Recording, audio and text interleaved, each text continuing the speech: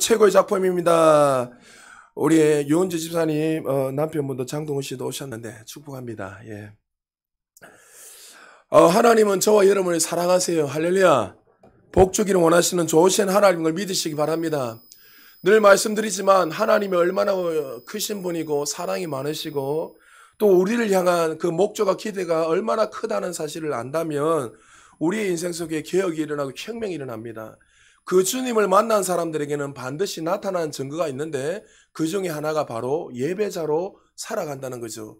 예배자로 살아간다는 것은 주인이 바뀌었다는 것이고 인생의 목적이 바뀌게 된다는 거죠. 나 중심의 인생에서 나의 목적과 계획을 위해서 살아갔던 인생이 그 주님을 만남으로 말미암아 이제 나가 아니라 하나님의 영광을 위해서 살게 되는 것. 그것이 예배자이고 하나님 주신 은혜인 것을 믿으시기 바랍니다.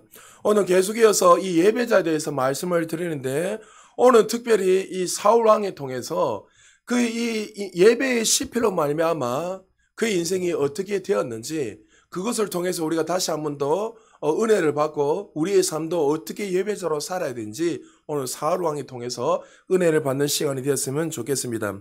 하나님은 우리의 예배를 기뻐 받으십니다. 할렐루야. 그러나 모든 예배를 다 기쁘게 받으시는 것은 아니라는 사실을 기억해야 됩니다. 오늘 이 사울 왕도 정말 그 인생을 하나님 기뻐하셨지만 그 예배의 실패로 말미암아 하나님이 그 영혼을 보시고 후회하셨다라고 오늘 본문에서 말씀하고 있습니다. 여러분 사울 왕이 누굽니까? 이스라엘의 첫 번째 1대 초대 왕입니다. 여러분 일이 가지고 있는 것이 얼마나 중요합니까? 성경에서도 11조로 내라 이 말은 여러분이 그냥 단지 10분의 1을 내라는 것이 아니라 청지기 심정으로 10의 1은 나머지 전부를 대신한다 했잖아요. 그러니까 1을 내면서 나머지를 구도 주님의 영광을 위해서 청지기의 마음으로 드리며 내 인생을 살겠습니다. 그런 마음으로 물질을 내는 거예요. 단순히 그냥 어떤 종교적 개념 10분의 1 내라. 여러분에게 헌금을 많이 내라. 적기는 이 이야기 하는 거 아니에요.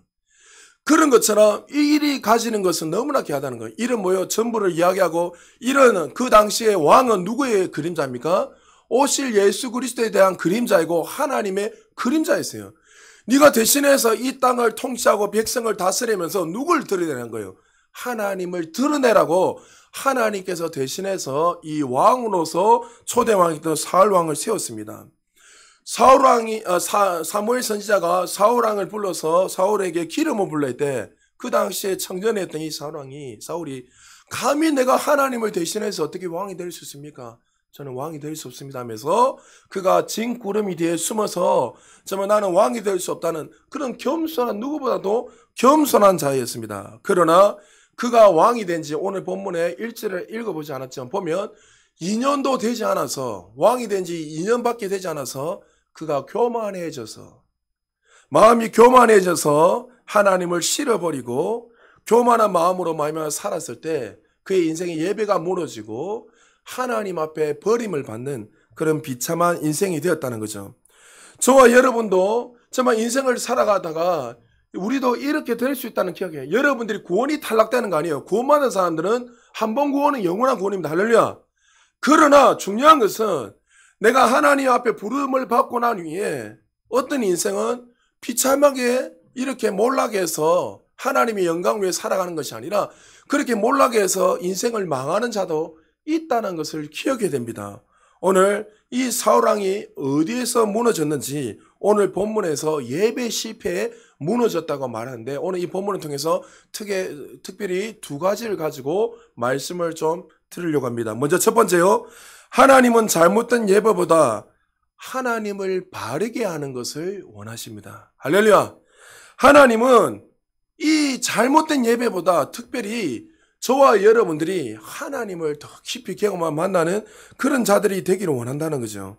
오늘 우리가 읽은 두 본문은 이스라엘 백성들이 전쟁을 치르는 장면인데 오늘 첫 번째 전쟁은 블레셋과 전쟁을 치렀고 두 번째는 15장에 보면 여러분 저는 아말렉과 전쟁이 일어났습니다. 블레셋과 전쟁을 하기 전에 먼저 하나님께 예배하기 위해서 모든 백성들이 모였습니다. 근데 예배를 인도할 이 사무엘 선지자가 오늘 본문에 보니까 정한 기간 7일이 되어도 오지 않았다고 말하고 있습니다. 오지 않으니까 이 왕의 마음이 초조해지기 시작했습니다. 왜 초조했습니까? 13장 6절에서 7절에 보니까 이 전쟁을 빨리 치러야 되는데 이 병사들이, 백성들이, 군사들이 어떻게요? 두렵고 떨기 시작했습니다. 점점 블레셋은 막강한 철기 문화였기 때문에 그들하고 싸우려면 빨리 예배를 드리고 전쟁을 나가서 싸워야 되는데 이 백성들이 그들의 수를 보고 두려워하고 도망가기 시작했단 말이에요. 그러니까 이 사울왕이 백성들이 한 명 한 명씩 도망가고 군사들이 떠나기 시작하니까 초조해지기 시작하는 거예요. 하나님을 바라봐야 되는데 그는 하나님을 바라보지 않고 백성들 그 때문에 초조해지고 두려기 시작합니다. 어느 정도로 블레셋 군사가 많았습니까? 13장 5절에 보면 이렇게 말합니다. 블레셋 사람들이 이스라엘과 싸우려고 모였는데 병거가 3만이요. 탱크래도 탱크요. 마병이 6,000명이요. 백성은 해변에 모래같이 많더라. 그들이 올라와 벳아웬 동쪽 민방새에 진침해. 병거가 3만이요. 마병이 6,000명이요. 백성은 해변에 모래같이 많으니 이스라엘 입장에서는 얼마나 두렵고 떨기 시작했습니까? 그 당시 이스라엘 영적인 지도자 사울왕이 이 백성을 통치하고 다스리고 있지만 실제적으로 영적인 지도자는 누구였습니까? 사무엘 선지자였습니다. 그러니까 사무엘 선지자가 오지 않으니까 정인 시간에 오니까 사울왕 입장에서는 압박이 오는 거예요. 백성들이 마음에 동요가 일어나고 백성들이 한 명 한 명씩 군사들이 떠나기 시작하니까 도저히 안 되겠다 싶어서 그가 하지 말아야 될 예배를 드려버린 거예요. 10절에 보니까 사울왕이 제사를 주관해서 예배를 주관하자마자 사무엘 선지자가 왔다 이렇게 10절에서 말씀하고 있습니다. 그리고 나서 이 사무엘 선지자가 왕이 제사 지내는 그 모습을 보고 나오니 이렇게 말합니다. 왕이 어떻게 제사를 드립니까? 그러니까 11절 내용에 보니까 사울왕이 뭐랍니까? 내가 여호와께 은혜를 간구하지 못하였다고 부득이하여, 한글 성경에 참 재밌습니다. 부득이하여 번제를 드렸나이다. 사울의 대답은 그럴듯했습니다. 지금 전쟁 상황이고 전시 상황이고 백성들은 두려워서 도망가기 시작하고 적들은 지금 코앞에 있으니까 이들이 있다가는 왕의 입장에서는 이 이스라엘 백성들이 다 몰살당할 것 같으니까 도저히 안 되겠다 싶어서 어떻게 해요? 내가 대신해서 빨리 예배드리고 전쟁에 나가서 승리해야 되겠다고 그렇게 생각했습니다. 그런데 사무엘 선지자가 물었을 때 사실 사울왕은 이렇게 대답해야 됩니다. 왕이 왜 제사를 드렸습니까? 이렇게 했으면 여러분 왕이 해야 될 일이 있고 선지자가 해야 될 일이 있고 또 백성들이 해야 될 일이 있단 말이죠. 사무엘 선지자 이렇게 던졌다면 그거 어떻게 말해야 됩니까? 제가 두려워서 할 수 없이 제가 그렇게 했습니다. 제가 죄를 지었습니다. 용서해 주세요. 제가 잘못했습니다. 주님 앞에 회개하고 고개를 숙여야 되는데 근데 왕이 어떻게 해요? 부득이하게 변명을 하기 시작했다는 거예요. 내가 이 조건을 보니까 이 상황을 보니까 어쩔 수 없이 내가 이렇게 했습니다. 여러분 12절에 이 말씀을 우리말 성경으로 이렇게 번역을 해보면 좀 더 적나라하게 이렇게 번역을 해놨습니다. 우리 12절 다시 한번 읽어볼까요? 시작. 그때 이제 블레셋 사람들이 나를 치러 길갈에 내려올 텐데 아직 여호와의 은혜도 구하지 않았구나 하는 생각이 들었습니다. 그래서 마음이 다급해져 할 수 없이 번제를 드렸습니다. 사울 왕이 예배에 실패한 이유가 뭐라고요? 마음이 다급해졌기 때문입니다. 그는 이 전쟁이 하나님께 속한 것을 믿지 않았고 자신이 잘 준비해서 싸우면 이길 수 있다고 생각해요. 이 전쟁은 총과 칼과의 싸움이 아니라 하나님께 속했는데 불구하고 그는 하나님을 본 것이 아니라 뭐예요? 내가 잘 준비해야지만이, 내가 열심히 해야지만이 이 전쟁을 승리할 수 있다고 생각했습니다.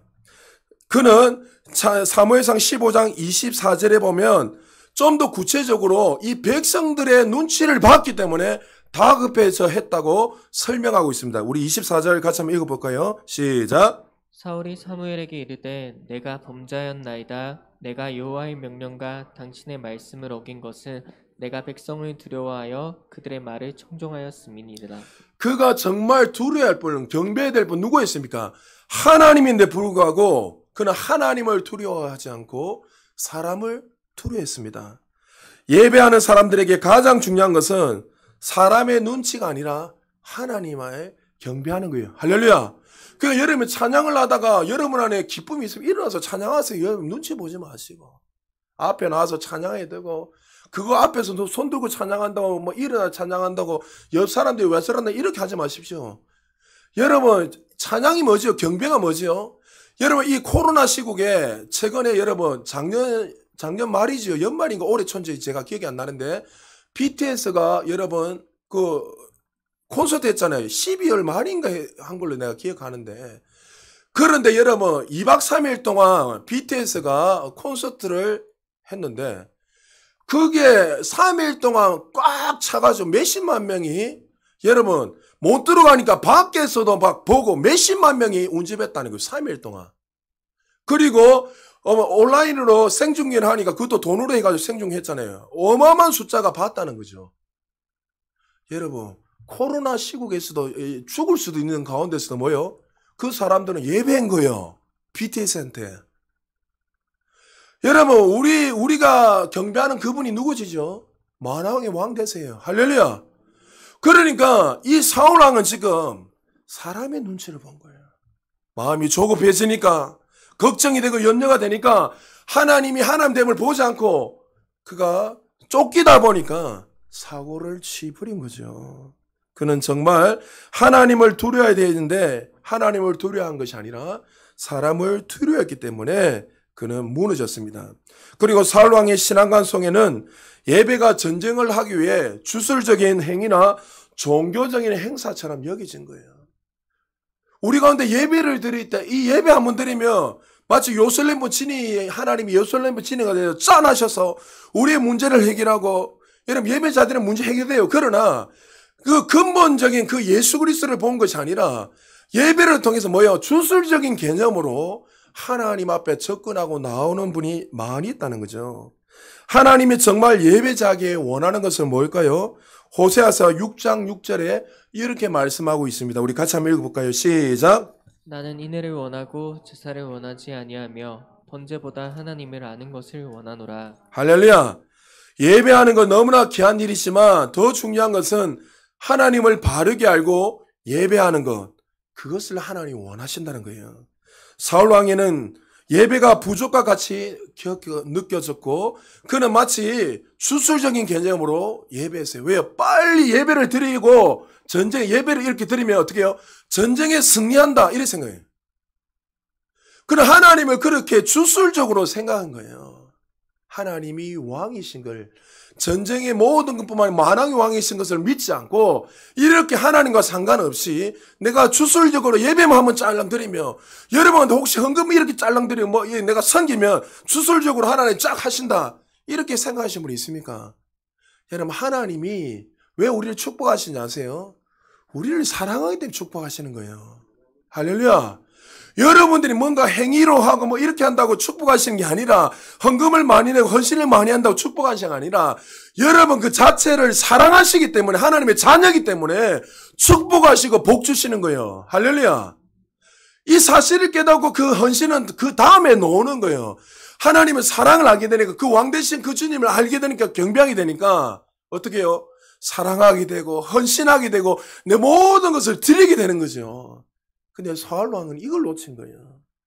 이걸 다 빼버리고 뭐요? 주술적 개념으로 내가 예배 이렇게 딱 드리면 전쟁에서 승리할 수 있다. 그렇게 마치 예배가 부족과 같이 되었다는 거죠. 그래서 예배하고 나면 전쟁에 승리하리라. 혹시 여러분 가운데 이런 분들이 계시는지 모르겠습니다. 하나님께 나올 때 전지전능하신 하나님께, 창조자 하나님께 예배하며 경배하기 위해서 나오는 것이 아니라 그냥 습관을 따라 나오는 예배. 예배를 드리지 않으면 마음이 불편하고 무슨 문제가 생기지 않을까 두려운 마음 때문에 나오지 않는지 모르겠습니다. 혹시 여러분 그런 수준에 머물러 있다면 이 수준에 머물리지 않고 정말 주님을 사랑하고 경배하는 마음으로 예배하시기를 주의 이름으로 축복합니다. 하나님이 정말 우리에게 원하는 것은 하나님을 바르게 하는 거예요. 그 주님을 사랑하기를 원하십니다. 그분을 바르게 알고 경외함으로 하나님께 예배하는 것, 그것을 하나님 정말 원하신다는 사실을 믿으시기 바랍니다. 신방을 다니다 보면 많은 성도님들이 하나님을 추설적 개념으로 부적 개념으로 접근하고 믿고 계시는 분이 너무나 많습니다. 한 번은 집사님 아들이 귀신이 들려가지고 저한테 예배 좀 드려달라고. 그래서 제가 갔습니다. 예배들을 딱 가는데 갑자기 그 집사님이 뭐 조금만 뭐 오일잔 하나 딱 주시는 거예요. 주면서 뭡니까? 그러니까 목사님 이거 귀한 겁니다. 뭡니까? 그러니까 목사님 이거 제가 이스라엘에서 공수해 왔습니다. 이거 귀한 오일인데 이게 귀신 쫓아내는 데 효과가 있다고. 본인이 하지 뭐 나한테 왜 오라 해가지고. 그러면서 꼭 목사님 예배 마치고 나서 우리 아이 이마에 발라주고 벽에도 귀신이 드드드 많이 붙어 있으니까 벽에다가 막 발라달라고. 참 많습니다. 여러분 특별히 아프리카 같은 경우는 주술적 개념으로 여러분 뭡니까 뭐 워터 뭐 해가지고 쌓으면 귀신이 떠나. 사실 그런 기름 부음이 있어요. 그러나 제가 무엇을 말하냐면 그 집사람이 이렇게 이야기했습니다. 집사님 이 병은 누가 고치는 거죠? 이 귀신은 누가 쫓아내는 거죠? 오일입니까? 하나님의 능력입니까? 하나님 능력이죠. 할렐루야. 그러면 만약에 제가 오일을 바르고 기도를 했는데 귀신이 떠나갔습니다. 그럼 다음부터 어떻게 해요? 그 집사님은 하나님의 능력을 의지할까요? 오일을 의지할까요? 오일에게 영광을 돌리겠죠. 하나님보다 오일이 높아지면 되겠습니까, 여러분? 한 번, 두 번은 그렇게 할 수 있어요.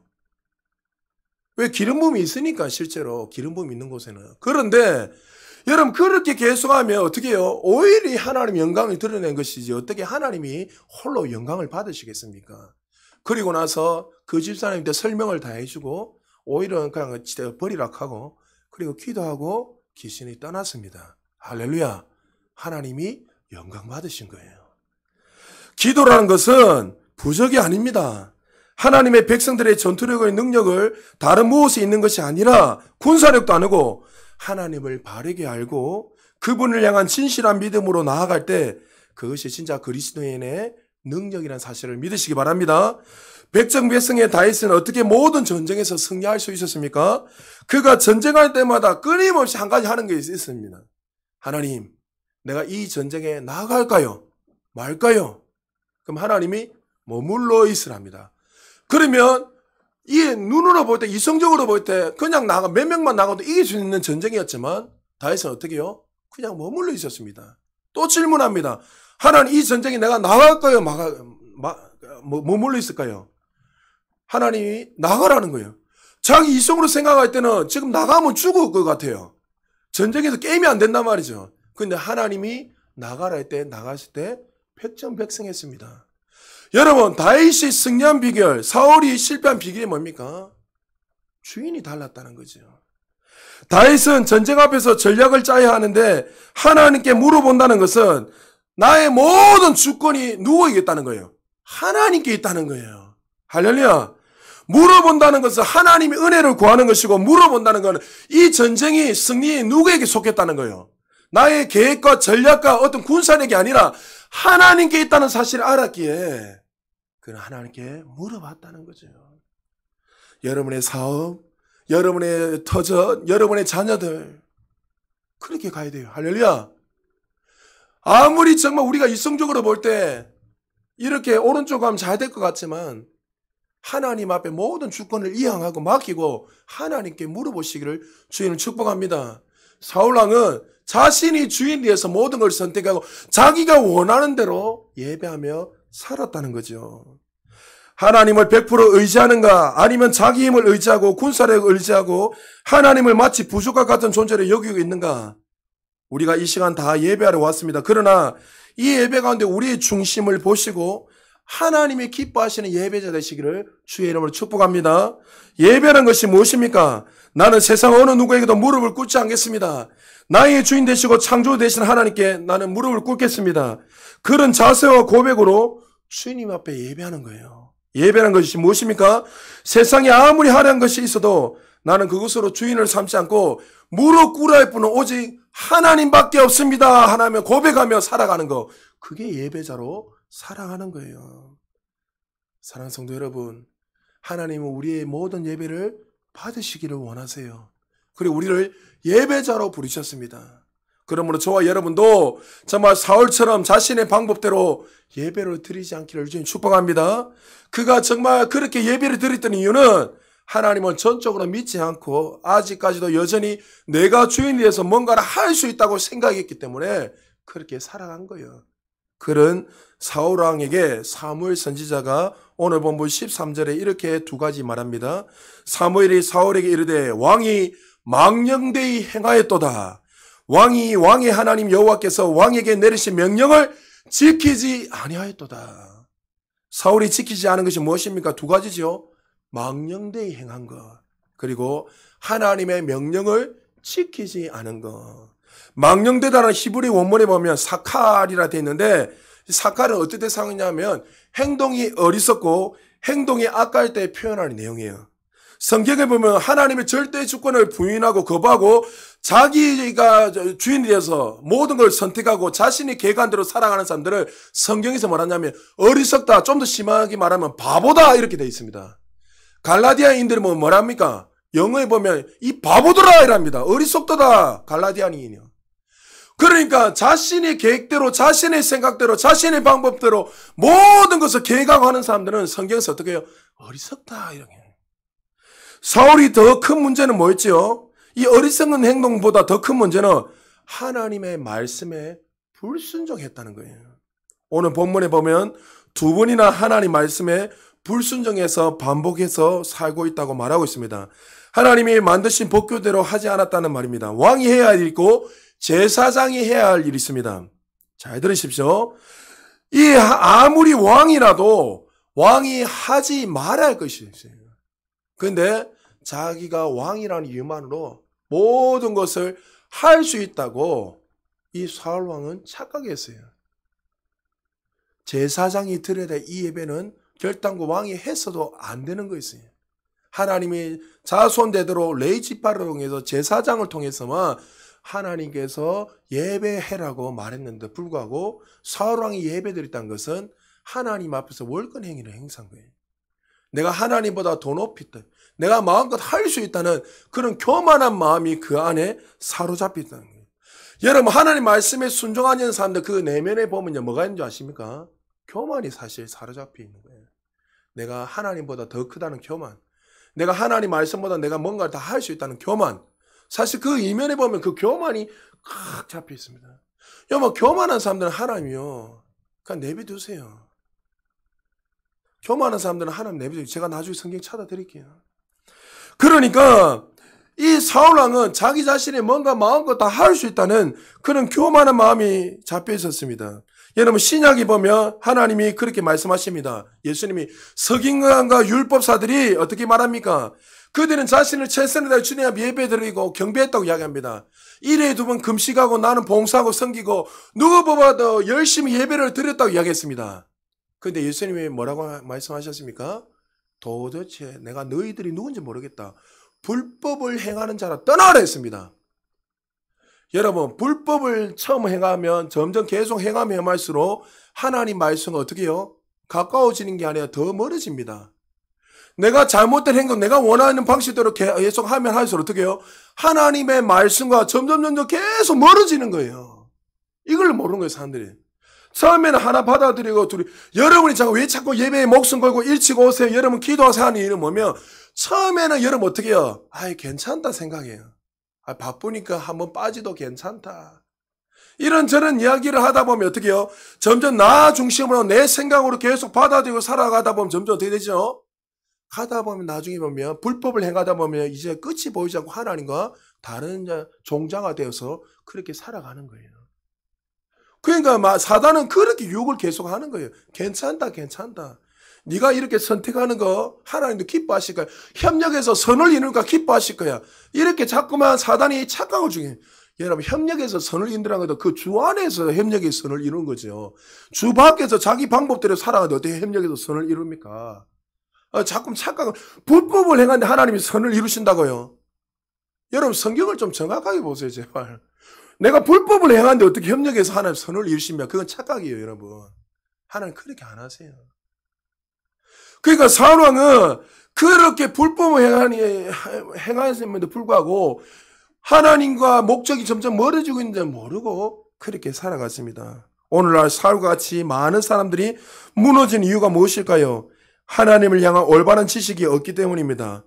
사울처럼 하나님을 잘 모르고 엉뚱하게 열심을 내는 것도 문제지만 하나님을 바르게 안다고 하면서 열심을 내지 않는 것도 큰 문제란 거죠. 사랑하는 성도 여러분, 금요일날도 이야기했지만 혹시 여러분 가운데 자녀들 가운데 이렇게 여러분들 말한 분들 안 계십니까? 목사님, 우리 자녀들 교회는 나오지 않지만 지금 열심히 그래도 주님을 믿고 있습니다. 내가 우리 자녀들 정말 바빠서 교회는 나오지 않지만 누구보다도 신실하게 삶 속에서 예배자로 살아가고 있습니다. 이렇게 말한 분들 계십니까? 죄송합니다. 정말 주님을 나의 구주로 믿게 되면 나타나는 증거들이 있는데 그게 뭐죠? 예배자로 살아가는 거예요. 여러분, 아무리 바빠도 정말 내가 하나님이 예배자로 우리를 부르시고 예배를 기뻐하시는 그 사실을 안다면 예배 드릴까요? 안 드릴까요? 합당한 열매가 반드시 나타나게 돼 있어요. 근데 우리는 자꾸 그것을 위안을 받는단 말이죠. 아닙니다. 아닙니다. 우리 아이가 정말 누구보다 잘 믿고 있습니다. 근데 교회를 안 나와요. 기도를 안 해요. 하나님 원하신 뜻대로 살아가지 않아요. 그건 사실 죄송하지만 예배자가 아닙니다, 여러분. 정말 그 예배자는 하나님 부르심에 합당한 삶에 반드시 열매가 나온다는 사실을 기억하시고 예수 그리스도가 나의 구주 되시고 구원자 되시면 주인이 바뀌었다면 주인의 자녀답게 주인의 그 말씀에 순종하며 살아간다는 사실을 기억하시기 바랍니다. 사랑하는 성도 여러분, 오늘 하나님께서 우리 안에 계시고 이곳에 충만함으로 임재하셔서 우리 예배를 받고 계시는, 그리고 또 하나님이 우리 예배를 받으실 뿐만 아니라 우리의 중심을 보고 있다는 사실을 기억하시고 정말 하나님이 정말 원한 것은 하나님을 더 알기를 원한다는 사실을 기억하시고 예배자로 드리기 이전에 주님을 더 깊이 알고 그 사랑 안에서 걸어갈 수 있는 저와 여러분 되시기를 주님 축복합니다. 그리고 두 번째요, 하나님은 잘못된 예배보다 하나님의 말씀에 순종하는 것을 원하세요. 사무엘상 15장에 보면 두 번째 전쟁이 일어납니다. 아말렉과의 전쟁입니다. 아말렉은 누구의 후손입니까? 야곱의 형이었던 에서의 후손입니다. 여러분, 아말렉은 성경에서 뭘 상징하고 있냐면 죄를 상징하고 있습니다. 하나님의 말씀대로 걸어가는 자녀들을 계속 막게 하는 그 대표적인 족속이 바로 아말렉이요. 그래서 하나님이 어떻게 해요? 아말렉을 남김없이 사울왕이 다 죽여버려 합니다. 죄의 상징이기 때문에. 여러분, 애굽에 이스라엘이 출애굽했을 때 이제 홍해를 이렇게 가려고 했을 때 그 약한 자들, 또 이렇게 어린아이들을 이렇게 처진 자들 있죠. 그 자들을 누가 죽였습니까? 아말렉 족속이 달려들어서 그 약한 자들을 쳤습니다. 그래서 하나님이 이스라엘 백성들에게 뭐랍니까? 내가 친히 아말렉 족속과 대대로 싸우겠다. 그러니까 이 죄의 상징하는 이들과 누가 싸우겠다는 거예요? 하나님 친히 다 해주시겠다는 거예요.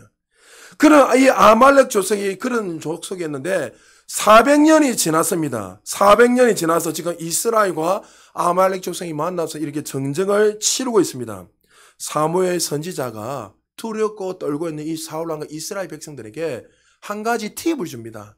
전쟁에서 이길 수 있는 방법을 가르쳐 드리겠습니다. 자, 15장 1절에 설명하고 있습니다. 같이 한번 읽어볼까요? 시작. 사무엘이 사울에게 이르되 여호와께서 나를 보내어 왕에게 기름을 부어 그의 백성 이스라엘 위에 왕으로 삼으셨은즉 이제 왕은 여호와의 말씀을 들으소서. 할렐루야.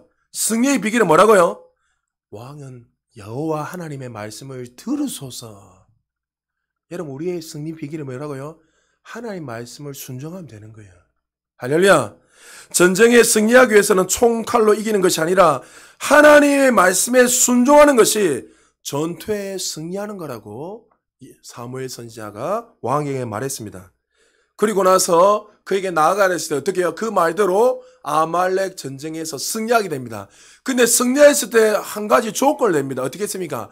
아말렉 족속은 한 명도 빠짐없이 아이들, 어른들, 짐승할 것 모든 종자까지도 어떻게 다 씨를 멸해버리랬습니다. 왜요?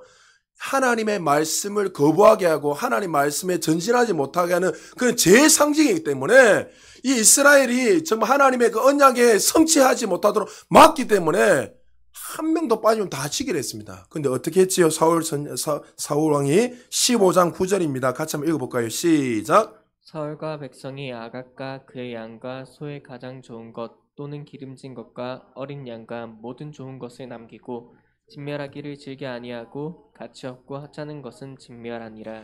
하나님이 은혜로 전쟁이 이기게 하셨어요.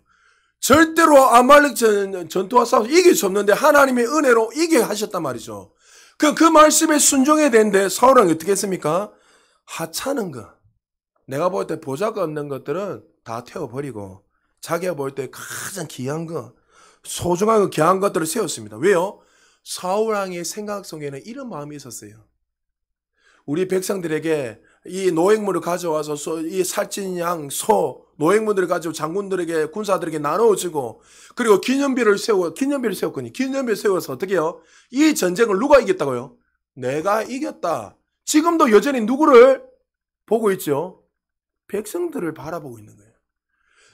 백성들한테 인정받기를 원하고 칭송받기를 원하는 게 사람이에요. 내가 했다면서 그렇게 자랑하려는 그런 마음이 사울 왕에게 있었다는 거예요. 사람들의 눈에 보기는 충분히 이해가 됩니다. 왜요? 짐승 아깝잖아요. 노획무들 그거 가지고 백성들 나눠주면은 더 많이 누리고 풍성한 삶을 살 수 있단 말이죠. 그러나 가장 중요한 것은 우리의 생각, 우리의 계획, 내 방법대로 하는 것이 아니라 하나님의 말씀대로 살아가는 거예요. 할렐루야. 그것이 예배자가 추구하며 살아가야 할 방식입니다. 사울왕은 이런 모습을 바라보시던 하나님의 그 모습, 표정은 어땠을까요? 15장 11절에 내가 사울을 왕으로 세운 것을 후회한다. 하나님 이런 말씀 절대 안 하십니다. 그런데 여러분 하나님의 속성에 보면 이렇게 말했을 때 사울왕이 회개하고 돌이켰으면 하나님 용서해 주셨을 게 분명히. 이렇게 말하는 거는 네가 회개라는 거예요. 여러분에게 이렇게 하면 너희들 다 죽는다 이렇게 말하는 거 아니에요 지금 하나님이. 혹시 여러분한테 예배가 무너져 있다, 하나님을 종교적인 마음으로 지금 드리고 있다면 너 이럴 때면 망한다 이렇게 말씀하시는 게 아니에요 하나님이. 혹시 여러분한테 그렇게 예배를 드리고 있다면 어떻게 해요? 이 음성을 듣고 회개하고 이제 예배자로 하나님의 은혜 안에 살아라는 말씀이에요. 할렐루야. 하나님은 그런 분이에요. 그러나 사울왕은 어떻게 해요? 이 음성을 듣고도 여전히 엉뚱한 소리 하고 있었어요. 사울은 나름대로 최선을 다해서 하나님께 예배하려고 가장 좋은 것을 하나님께 드리려고 했는지 모르겠습니다. 그러나 하나님은 그의 중심을 아셨습니다. 그것이 아니란 건 하나님은 말씀에 불순종한 이 사울을 보시면서 얼마나 후회하셨습니까? 사무엘 선지자가 어떻게 했습니까?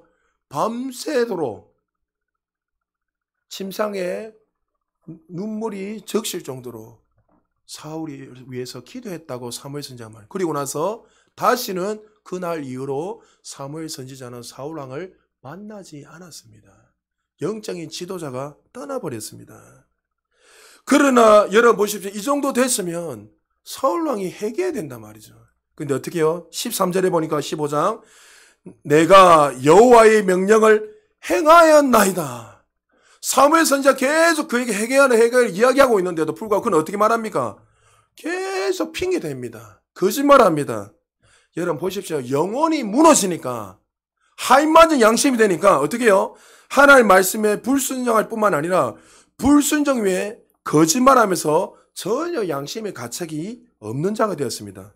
하나님을 향한 거룩한 경외감이 다 사라져버리고 인생이 다 무너지기 시작했습니다. 여러분 무너지는 거 영적인 것부터 무너지게 돼 있어요. 이게 무너지면 밖으로 다 무너지게 돼 있어요. 사무엘 선지자가 양의 소리가 나에게 들린다고 할 때 이것은 무슨 소리입니까? 이렇게 계속 이야기합니다. 이 정도 이야기면 어떻게 해요? 양심의 가책을 가지고 회개하고 돌이켜야 된단 말이에요. 그런데 사울 왕이 어떻게 말했습니까? 15절에 보니까 그것은 무리가 아말렉 사람에게 끌어온 것인데 백성이 당신의 하나님 여호와께 제사하려 하여 진멸하지 않았나이다. 누구 핑계대죠? 백성 핑계됩니다. 무리가 끌고 왔다. 내가 아닙니다. 백성들이 끌고 왔습니다. 왕으로서 모든 백성들을 책임져야 할 책임감도 다 사라져버린 왕이 되었습니다. 우리가 볼 때는 합리적이고 좋은 것을 택했다고 말할 수 있는지 모르지만 하나님은 사울 왕의 중심을 지금 보고 계십니다. 하나님의 마음을 누구보다 잘 알았던 사무엘 선지자가 이런 사울 왕의 모습을 보면서 얼마나 고통스럽겠습니까? 그리고 밤새도록 기도하고 눈물 흘립니다. 그런데도 불구하고 어떻게 말하지요? 여전히 사울 왕은 핑계댑니다. 이 핑계 전핑계 계속되니까 사무엘 선지자가 여러분 15년 계속 읽어보십시오. 어떻게 말합니까? 사무엘 선지자가 왕이여 입 좀 제발 좀 다무세요. 좀 제발 좀 조용히 하세요. 이 정도로 사무엘 선지자가 변명하지 마시고 왕은 하나님의 음성을 듣고 제발 좀 회개하라고 그렇게 말해도 그는 계속 핑계대고 있단 말이죠. 여러분들 생각은 어떻습니까? 나름대로 주님 앞에 예배하고 나름대로 신앙생활을 합니다. 그런데 지금 하나님이 우리의 중심을 바라보시고 계시면 어떤 표정을 짓고 계시는지 한번 보셔야 돼요. 주님 앞에 열심을 내는 거 다 귀한 일입니다. 그러나 그것보다 더 중요한 것이 있습니다. 하나님을 바르게 알고 그 말씀에 순종하며 살아가는 것. 그것을 하나님 원하세요. 할렐루야. 여러분 신앙생활에도 내 방법 내가 원하는 대로 하시면 안 돼요. 그러니까 교회는요 똑똑한 사람이 막 와가지고 뭐 하는 거 아니에요. 여러분이 이전에도 말했지만 어떨 때는 제가 어떤 목회 계획을 어떤 아웃라인은 잡아놨지만 다 내려놓고 싶어요. 왜요? 하나님이 네가 원하는 대로 좀 하지 말라는 거죠.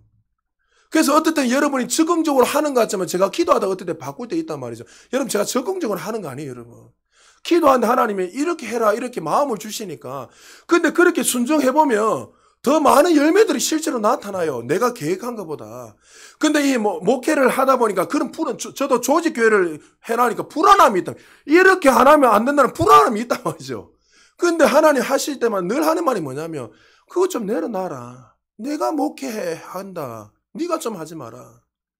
여러분 우리가 어떤 합리적으로 논리적으로 생각할 때는 하나님이 보실 때 이거 귀한 거 좋은 거 이거 주시면 하나님 기뻐하겠다 이런 생각이에요. 그럴 수 있어요. 그러나 여러분 하나님 부족한 분이 아니에요. 하나님 모든 만물을 만드시고 창조하셨는데 뭔 부족하시겠습니까? 이거 우리의 생각이라 우리의 생각. 내가 좀 더 열심히 하면 열심히 내지 마라 말 아닙니다. 열심히 내야죠. 죽을 때까지 생명을 걸어야죠. 그러나 내가 이렇게 하니까 기뻐하고 이렇게 덜 하면 덜 기뻐 이거 아니란 거죠. 정말 하나님 원한 것은 하나님 누구신지 바르게 알고 그 하나님이 말씀하셨기에 그 말씀 앞에 100% 순종하며 살아가기를 원하신다는 거예요. 할렐루야. 2016년도에 미국판 로또 파워볼에 당첨된 부부 이야기가 큰 이슈가 됐는데 미국 테네시주에 사는 존 로빈슨과 부인 리사 로빈슨 부부의 이야기입니다. 이분들은 누구보다 신실하게 예수님을 잘 믿고 또 12일주뿐만 아니라 정말 주님 앞에 신실하게 섬기며 살아갔던 자들인데 우연찮게 복권을 하나 샀는데 미국의 문화는 복권은 그냥 우리처럼 뭐 억만금 벌려는 게 아니라 그냥 문화처럼 이렇게 하나씩 사요. 그러니까 복권을 샀는데 복권이 당첨됐어요. 그 복권 액수가 얼마냐면 15억 8,600만 원이 아니고 600만 달러. 우리나라 돈으로 환산하면 약 2조 원. 2조 원입니다. 2조 원. 2조 원이에요. 그래서 이분들이 신실한 그리스도인이었습니다. 당첨되고 나서 너무나 기뻐가지고 3분의 1을 제가 교회에 당연히 11조나 해야 되니까 교회에 그리고 또 제가 이 병원 짓는 데 하겠습니다 해서 5,600억을 기부했습니다. 여러분 이 이야기를 들을 때 얼마나 많은 사람들이 풀이하고 또 제 주변에 어떤 사람 우리도 복권 사서 주님께 영광을 돌리겠다 뭐 이렇게 하는 사람 많이 있었어요. 그때 여러분 우리 개혁교단에 정말 이 뛰어나신 존 파이프 목사님이 이 이야기를 듣고 이런 이야기를 했습니다. 청지기들은 주인의 돈으로 도박하지 않는다. 잘 들으세요 여러분. 우리는 하나님이 좋아하신다고 생각하면 교회를 위한 일이라면 선한 일이라면 무조건 괜찮지 않을까 하고 생각합니다. 그러나 존 파이버 목사님은 청지기들은 주인의 돈으로 도박을 하지 않는다는 거예요.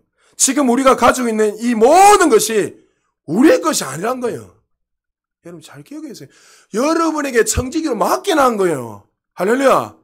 그런데 이 부분은 우리가 볼 때는 참 귀한 일 아닙니까? 5,600을 기부했더니 교회를 위해서 병원을 세우기 위해서. 근데 그들의 마음에 이 돈이 누구 거라 생각하세요? 하나님 자기들 맡긴데 이 돈 가지고 내 거니까 내가 마음대로 할 수 있다 이렇게 생각했는 거예요. 그래서 이것을 가지고 교회에 헌금하고 기부하면 기뻐할 것이다. 여러분, 하나님이 5,600억이 없어서 교회가 무너집니까? 제가 김건영 목사님 옛날에 그 이야기 했잖아요. 그 목사님 내가 존경하는 중에 하나가 뭐냐면, 그 목사님 지금 그 서초구에서 이렇게 개척을 하고 있는데, 성도들은 많이 안 치지만, 지금 어마어마한 영향력이 있어, 뭐, 목회자들을 어마어마하게 이렇게 가르치고 치유사역에 대해 공부를 가르치는 분인데, 우리나라에서 재테크에 유명한 분들이 있어요, 하여튼. 그 중에 여러분, 그쪽에서 우리나라에서 5손가락 안에 드는 한 분이 다른 KBS PD고, 저도 갔다 왔는데, 근데 말기 환자가 됐어요. 그러니까 그분이 앉아 이렇게 알아가지고 유명한 목사님 다 만나 병이 치유가 안 되니까 말기암이니까 목사님 어떻게 알게 돼가지고 교인으로서 등록을 해서 이렇게 기도를 받기 시작했어요. 그래서 저도 기도 한 2번 했는데 올라가서 같이 기도하고 그 집에 가서 기도대주고 차도 마시고 했는데 결론은 암이 나았어요. 말기암이었는데. 할렐루야. 그런데 그때 뭘 했냐면 목사님, 이제 목사님의 목회는 폈습니다. 제가 이제 돈이 많으니까, 여러분, 재테크 우리나라 유명한 타성가 들어보니까 돈이 많으니까 제가 교회도 세워주고 헌금도 몇십억씩 해서 이렇게 해드리겠습니다 했습니다. 그때 김금영 목사 뭘 했습니까? 교회 주인은 하나님이세요. 당신이 몇십억 헌금하고 안 한다고 해서 교회가 무너지고 하는 거 아니란 거죠. 그분의 마음은 귀한 마음이죠. 귀한 마음이요. 은혜 받았으니. 그러나 그 중심을 알아야 된다는 거예요. 하나님 우리에게 물질을 주신 거, 건강 주신 거, 자녀를 주신 거는 여러분이 마음대로 이래 저렇게 해라는 것이 아니라 뭐예요? 하나님이 맡긴 건 이 청지기 마음으로, 감사함으로 그렇게 살아가라는 거예요. 맡기는 걸 최선을 다해서. 그러니까 5달란트 맡았든 10달란트, 1달러 맡는 그 사람들 어떻게 해요?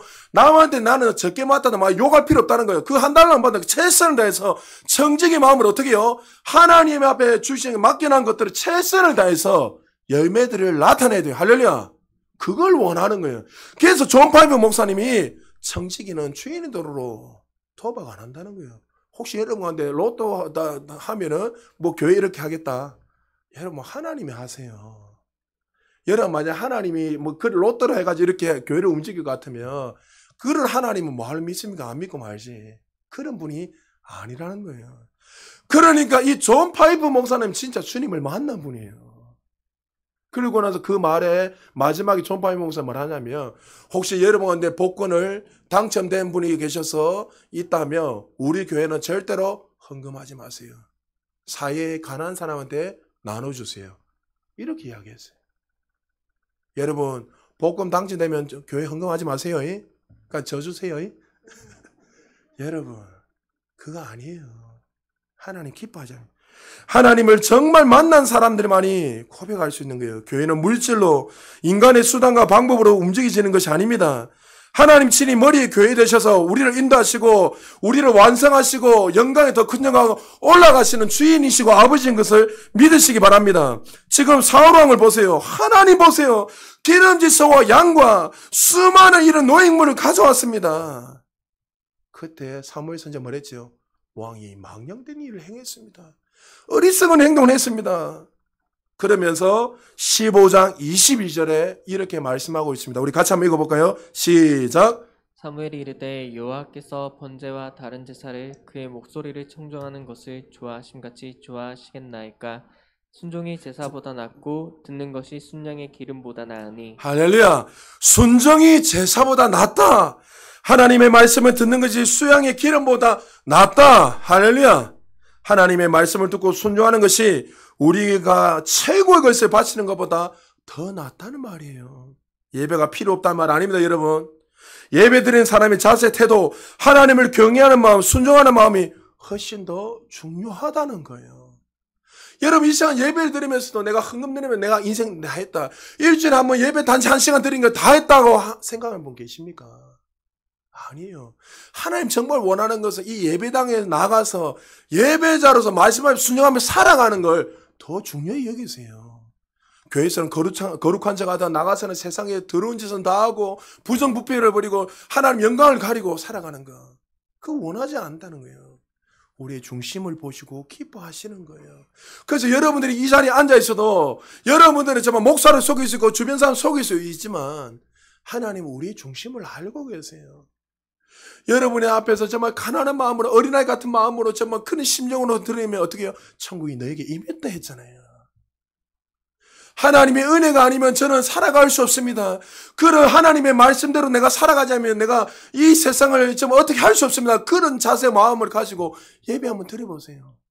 하나님이 그 영혼을 기뻐하시고 그 영혼을 영광에서 더 큰 영광으로 올라가게 하신다는 거죠. 아브라함에게 하나님 말씀하십니다. 고향 집을 떠나 내가 지시한 땅으로 미지의 땅. 정말 그 나이가 많은 그 75세 때 두 번째 부르심을 받고 그 미지의 땅을 가려가는 거 쉽지 않아요. 그러나 어떻게 해요? 말씀하신 분이 하나님이시기에 그는 묵묵하게 순종하며 걸어갔습니다. 100세 때에 정말 아들을 낳았습니다. 얼마나 귀한 아들입니까? 첫째 아들. 눈에 정말 밟히는 그 아들을 낳았는데 하나님이 말합니까?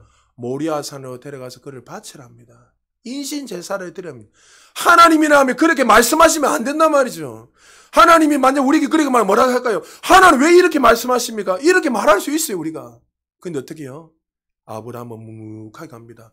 여러분, 더 놀라운 사실은 이삭도 알았을까요? 몰랐을까요? 이삭도 알았습니다. 어떻게 눈치챘을까요? 아버지, 재물이 어디 있어요? 제사드릴 양이 없어요. 이랬을 때 하나님 다 예비하셨다. 이미 제가 볼 때는 눈치챘을 거예요. 왜? 아브라함을 통해서 내려오는 그 믿음을 자녀들이 당연히 알 거란 말이죠. 그래도 어떻게 해요? 묶여있어도 아무 소리 안 해서 이삭. 칼 빼들고 죽이려 할 때 하나님이 멈추라 하십니다. 하나님이 얼마나 아브라함이 하나님을 사랑한지 이제 알겠다 이야기했어요. 하나님 원하신 거예요. 만만의 수천만 만만의 이 기름보다도 이 양들보다도 하나님을 사랑하고 하나님 앞에 순종하는 것을 기뻐하세요. 할렐루야. 하나님이 말씀하셨기에 그 말씀 앞에 순종할 수 있는 저와 여러분 되시길 주님 축복합니다. 여러분 사무엘상 15장 23절에 보니까 그 사울왕에게 사무엘 선지자가 이렇게 말합니다. 우리 같이 한번 읽어볼까요? 시작. 이는 거역하는 것은 점치는 죄와 같고 완고한 것은 사신 우상에서 절하는 죄와 같음이라. 왕이 여호와의 말씀을 버렸으므로 여호와께서도 왕을 버려 왕이 되지 못하게 하셨나이다. 얼마나 무서운 말입니까? 왕이 여호와의 말씀을 버렸으므로 전쟁에 패해서 사울왕이 망한 거 아닙니다.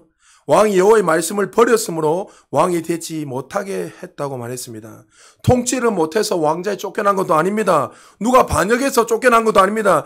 전쟁에 패해서 왕자에 쫓겨난 것도 아닙니다. 하나님의 말씀에 불순종함으로 그는 하나님께 버림을 받게 됩니다. 이 말을 듣고 사울왕은 20년 더 이렇게 왕으로서 이렇게 감당했습니다. 그러나 하나님이 그와 함께하지 않고 신이 떠났기에 그는 가장 불쌍하고 비참한 인생이 되었습니다. 이런 자들을 아까 말한 것처럼 로마서 1장 28절에 이렇게 말하고 있습니다. 같이 한번 읽어볼까요? 시작. 또한 그들이 함에 하나님 두기를 싫어하며 하나님께서 그들을 그 상실한 마음대로 내버려 두사 합당하지 못한 일을 하게 하셨으니. 하나님 말씀에 순종하게 하게 싫어하는 사람 어떻게 한다고요? 하나님 그냥 두버립니다. 이만큼 그러니까 믿지 않는 사람들 그 마음에는 근본적으로 뭐예요? 그 악하기 때문에 자기가 주인이 돼서 마음대로 할 수 있다 생각하니까 어떻게 해요? 계속 복음을 전하다가 결론을 자기가 선택하는 거잖아요. 그러니까 어떻게 하나님 그냥 내버려 두는 거예요. 그럼 어떻게 해요? 마치 시편 기자가 73편에 보면 이렇게 말하잖아요. 하나님 어떻게 저 악한 자들은 더 잘 됩니까? 어떻게 악한 자들은 더 형통한 복을 받고 저렇게 영광이 더 크게 올라갑니까? 시편 기자 계속 이야기합니다. 그러다 성전에 들어가서 하나님 영광을 경험하고 나서 이래 하나님을 만나고 나면 뭐랍니까? 마지막 28절에 보니까 73년 28절에 보니까 하나님 가까이 하는 것이 내게 복이라. 진짜 복이 뭔가 이렇게 뭐요? 눈에 보이는 이 복이 아니라 하나님을 믿는 거. 하나님을 사랑하는 거. 그 왜요? 나중에 그 사람들은 예수를 믿지 않는 사람들은 끝내 어떻게 해요? 지옥 가는 거예요 그냥. 그러니까 여러분 눈에 보이는 그것이 정말 부귀영 아닌 거예요. 여러분 이번에 넥슨의 회장 죽었지요? 자살했죠? 여러분 우리나라에서 서열 2위가 3위잖아요. 재벌 세 번째 손가락에 돈 많은 사람 자살해서 죽었어요. 여러분 우울증이 심해가 죽었다는 거예요. 나한테 왔으면 제가 고쳐줬을 텐데 하나님 하시겠지만. 그러니까 여러분 보세요. 돈 많다고 다 행복한 게 아니란 말이죠. 여러분.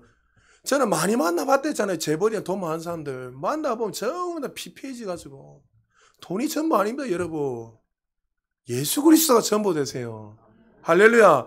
예수 안에서 돈을 누리는 거지, 예수 없이 돈 하면 그것이 더 짐이 되어서 이거 어떻게 다 하다가 가는 거예요, 그냥 한순간에. 사무엘상 15장 35절에 이렇게 말합니다. 사무엘이 죽는 날까지 사울을 다시 가서 보지 아니하였으니 이는 그가 사울을 위하여 슬퍼함이었고 여호와께서 사울을 이스라엘 왕으로 삼으신 것을 후회하셨더라. 이 말씀을 들으면서 우리는 진정하게 한번 생각해 봐야 합니다. 엄청난 은혜를 받은 사울이 어떻게 이런 엄청난 일을 저지를 수 있을까요? 왕으로 부르심을 받을 때 사울은 누구보다 겸손한 자였고 하나님을 기대하는 자였어요. 그러나 전쟁에 승리하게 될 때 자신의 이름을 높이기 위해서 기념비를 세우게 되고 유일하신 하나님을 바라보고 의지한 것이 아니라 사람을 바라보고 환경을 바라보고 그것을 통해서 뭔가 유익을 얻기 위해서 살아갔던 그 인생, 내가 주인이 되어서 살아갔던 그 인생, 하나님 말씀보다도, 하나님 말씀에 순종하는 것보다도, 하나님을 아는 것보다도 내가 주인이 되어서 세상을 더 의지하고 살아갔던 사울라. 그는 누구보다도 귀하게 쓰임받을 수 있었지만 그의 인생을 잘못된 선택으로 말미암아 비참하게 마치 하나님이 세운 것을 후회한다고 말씀하시는 것처럼 그 인생이 그렇게 될 수밖에 없었다는 거죠. 하나님 우리에게 말씀하십니다. 사무엘상 15장 15절에 보면 사울이 이르되 그것을 무리가 아말렉 사람에서 끌어온 것인데 백성이 당신의 하나님 여호와께 제사하랴. 그리고 15장 21절에 당신의 하나님 여호와께 제사하려고. 사울에게 제일 큰 근본적인 문제가 뭐죠? 하나님은 나의 아버지로 안 믿은 거예요. 변명을 어떻게 했죠? 처음에는 나의 아버지로 믿었다가 영혼이 타락하니까 어떻게 해요? 당신의 아버지로 바뀐 거예요. 내가 주인이 되어버리니까 어떻게 됐죠? 나의 아버지가 아니라 당신의 아버지가 되어버린 거예요. 여러분, 우리 가운데 혹시 나의 아버지를 안 믿고 당신의 아버지, 목사님의 아버지, 집사님의 아버지로 이렇게 믿고 계시는 분 계십니까? 이 영혼이 이렇게 몰락하고 타락하니까 이렇게 돼버린 거예요. 말씀 마무리합니다. 사랑하는 성도 여러분, 오늘 우리는 이 무너진 예배를 통해서 하나님께서 우리에게 경고하는 것이 아니라 우리도 이렇게 신실하게 신앙생활을 하다가 우리도 잘못된 것을 선택해서 그렇게 될 수 있다는 것을 우리에게 보여주는 거예요. 혹시 여러분이 그렇게 있다면 어떻게 지금 수정해라는 거예요. 바꾸라는 거예요. 하나님은 우리에게 이 예배보다도 더 중요한 것은 하나님을 알기를 원하세요. 할렐루야. 예배를 무시해라 말 아닙니다. 여러분은 하나님 없이 예배드리는 거 아무 소용없다는 거예요. 이 시간 이 예배 드릴 때 정말 하나님이 어떤 분이 아니고 그 일의 사랑을 알기를 원하고, 그리고 예배보다도 하나님 말씀을 듣고 하나님의 그 말씀을 순종하기를 원하세요. 여러분, 만약 혹시 여러분 삶 속에 우선순위가 바뀌어 있다면 오늘 이 시간부터 그 우선순위를 바뀌고 다시 한번 이 사울왕을 통해서 하나님 내 안에 무너진 것이 있다면 그 무너짐을 다시 한번 회복시키시고 한 주도 살아가시면서 정말 사울과 같이 걸어가는 인생이 아니라 다윗과 같이, 아브라함과 같이, 요셉과 같이 수많은 믿음의 선지자처럼 하나님의 기쁨이 되는 예배자 되시기를 주의 이름으로 축복합니다. 우리 시간